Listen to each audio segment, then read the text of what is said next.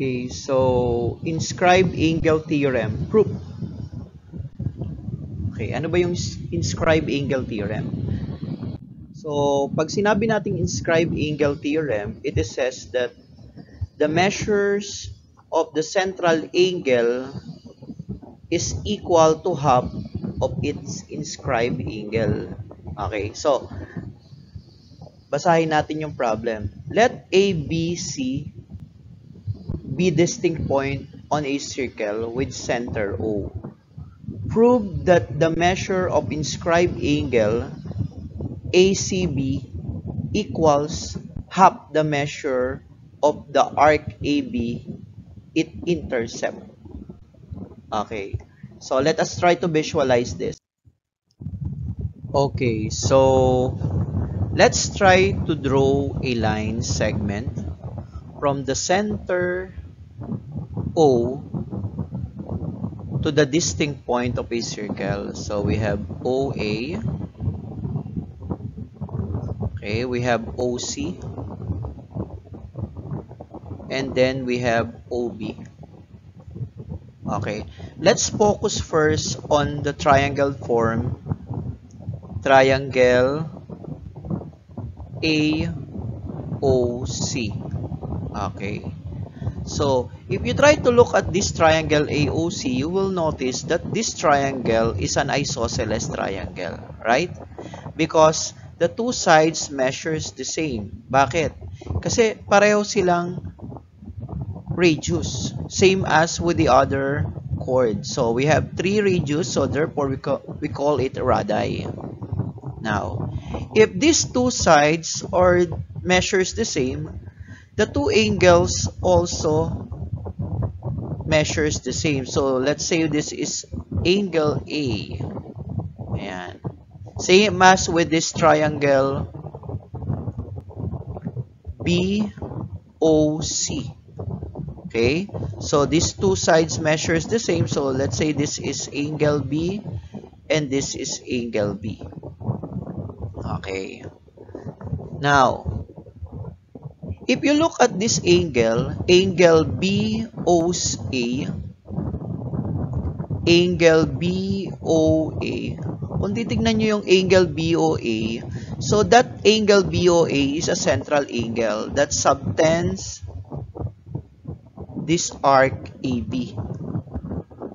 Okay?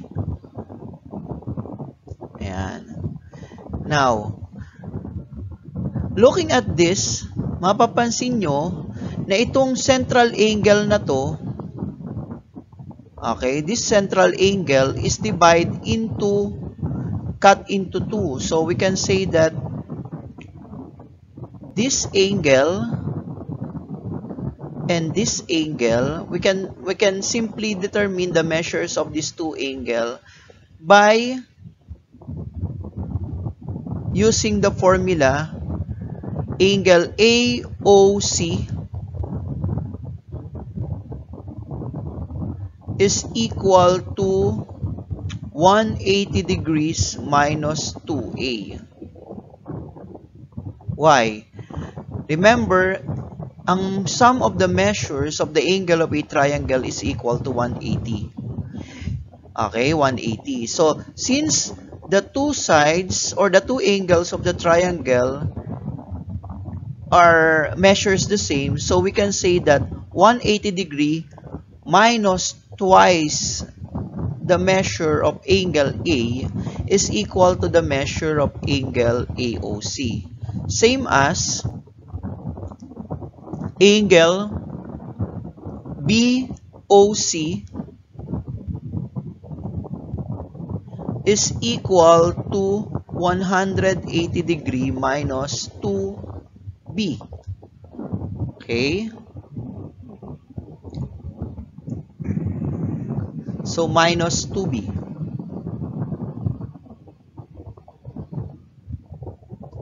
Okay.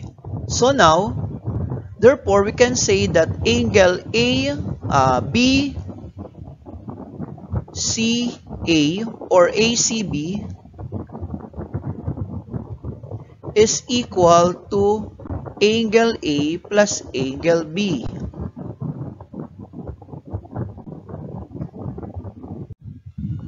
Okay, so applying the formulas that we have created a while ago, so we have seen that since angle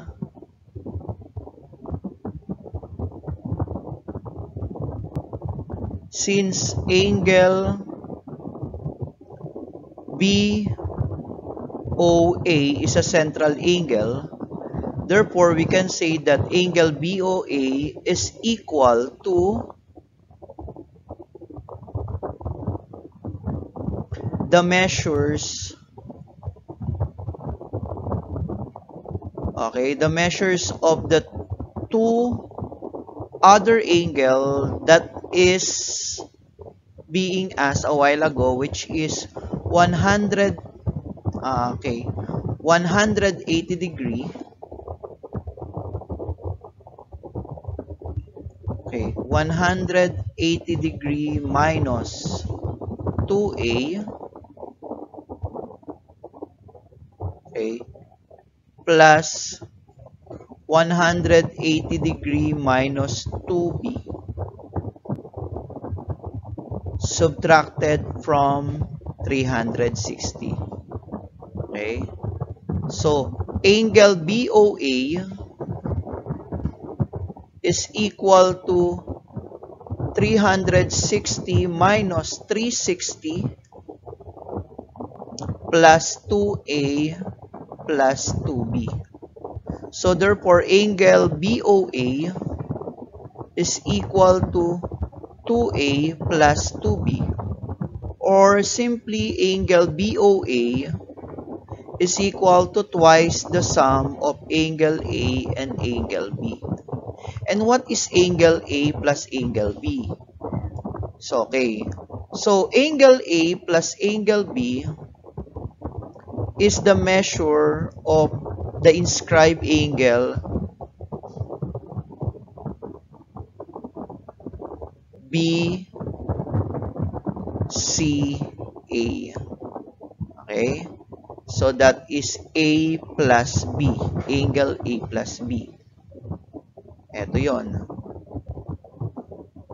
A plus B.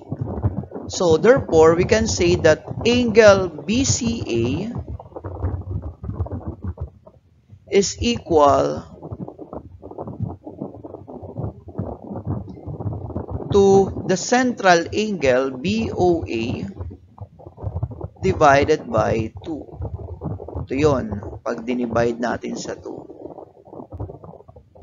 Okay, so by that, napatunayan natin that the measure of the inscribed angle is equal to half the measure of its central angle. Same as the measure of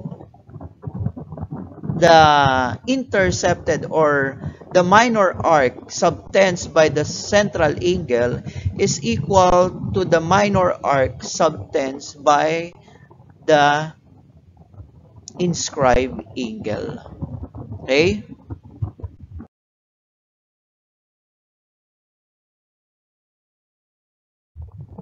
Okay, so let's proceed now to the problem.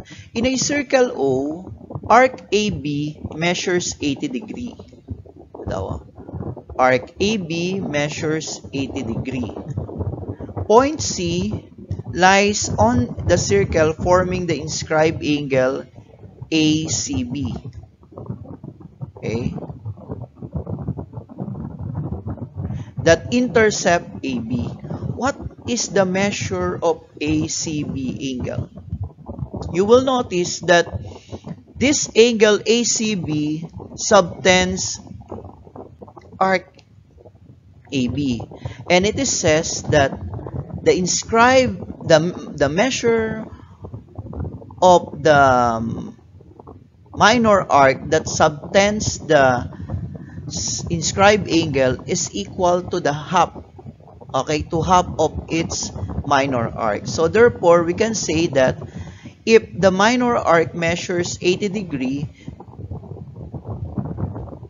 the inscribed angle that subtends this minor arc is measures 40 degree.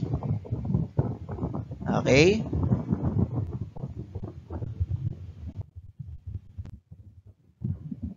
Next. In circle O, inscribe angle PQR. PQR measures 35. So, ito daw, that this measures 35 degree. Its intercepted arc PR. What is the measure of PR?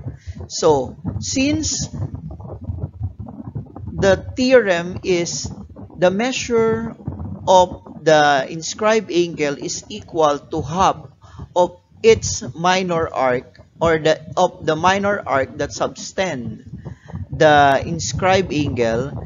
Therefore, we can say that PR is equal to twice, okay, twice 35 degree. So therefore the answer is 70 degree.